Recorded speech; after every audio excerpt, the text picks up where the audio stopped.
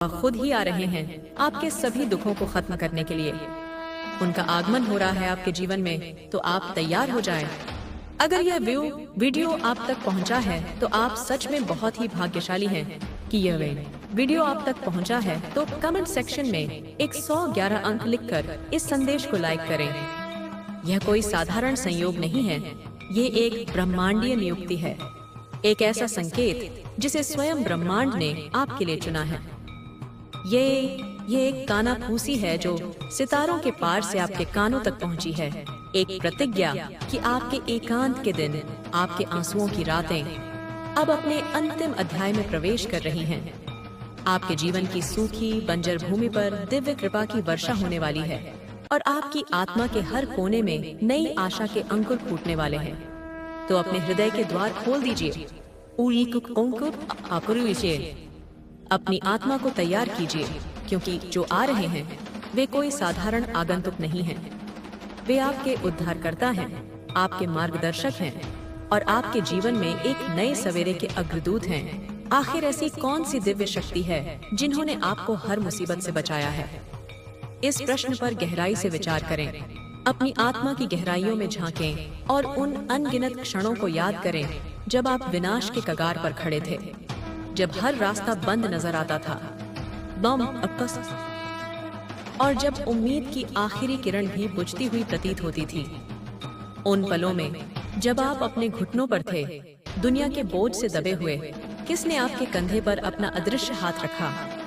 किसने आपके कानों में फुसफुसाया, तुम अकेले नहीं हो?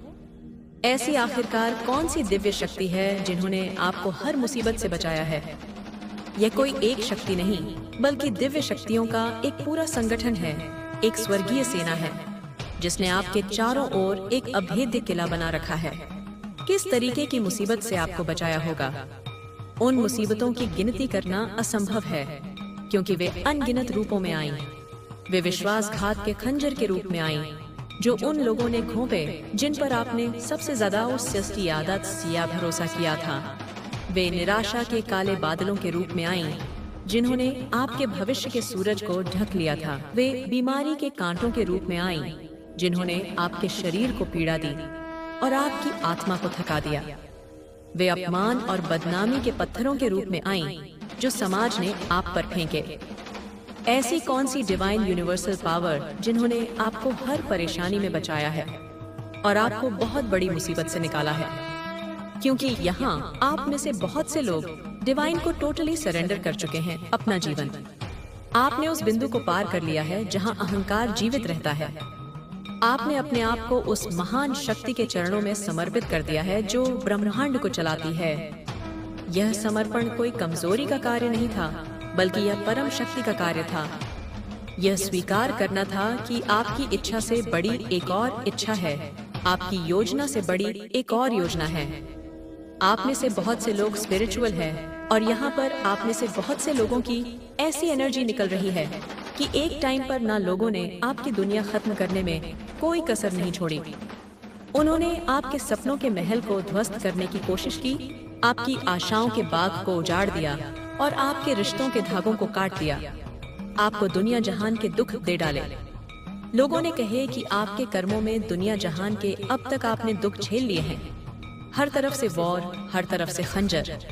यह केवल बाहरी दुनिया का युद्ध नहीं था, ये आपके भीतर का भी युद्ध था। एक तरफ आपका विश्वास था और दूसरी तरफ दुनिया द्वारा बोए गए संदेह के बीज। एक तरफ आपकी आत्मा की पवित्रता थी